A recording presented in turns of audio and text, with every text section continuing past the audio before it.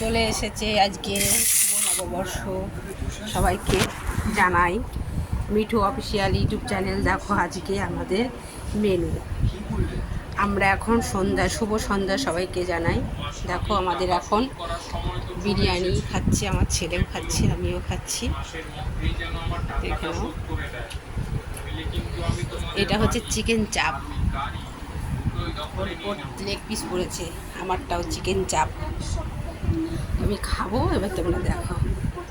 মেয়াদি অন্য সময় ফোন করে না, এখন ফোন করলো। এখন আমরা খাই। আমি দেখো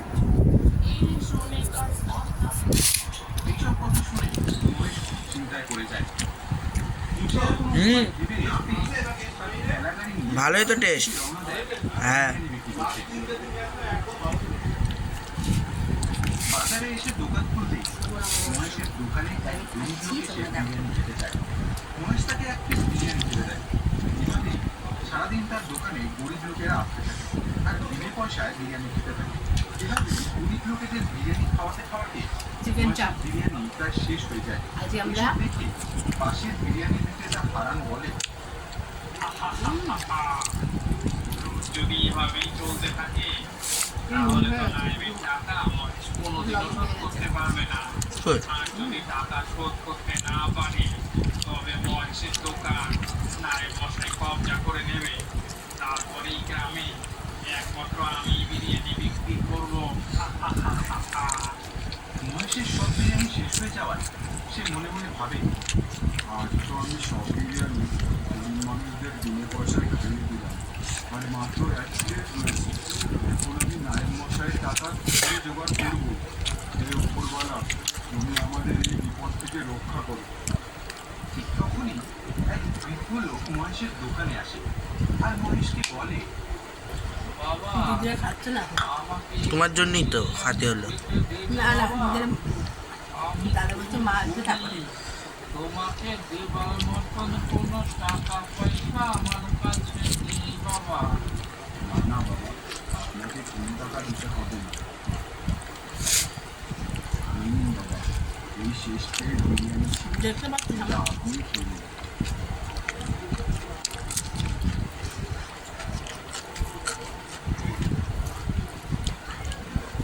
অনেক ধন্যবাদ বাবা তোমাকে। আজ তোমার জন্য একটু পেট ভরে খেতে পারলাম।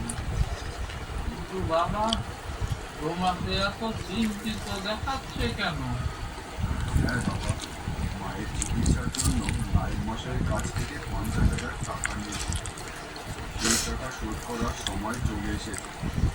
বাবা, আমার কাছে শোধ করার মতো টাকা নেই। নায়েব মশাই বলেছেন, যদি টাকা আমি শোধ করতে না পারি তবে তিনি আমার এই ভেড়া গাড়ি আর আমার বাড়ি নিজের দখলে নিয়ে নেবে। এখন আমি কি করবো বুঝতে পারছি না। আচ্ছা ঠিক আছে বাবা, এই নাও, আমি তোমাকে হাঁড়িটা দিচ্ছি। এই হাঁড়ির বিরিয়ানি কোনোদিনও ঠিক, তোমার সমস্যা খুব শীঘ্রই সমাধান হয়ে যাবে। তবে হ্যাঁ বাবা, একটা কথা সবসময় মাথায় রাখবে, যখন কোনো গরিব মানুষ তোমার কাছে খেতে আসবে তখন তাদের কাছ থেকে তুমি টাকা পয়সা নেবে না।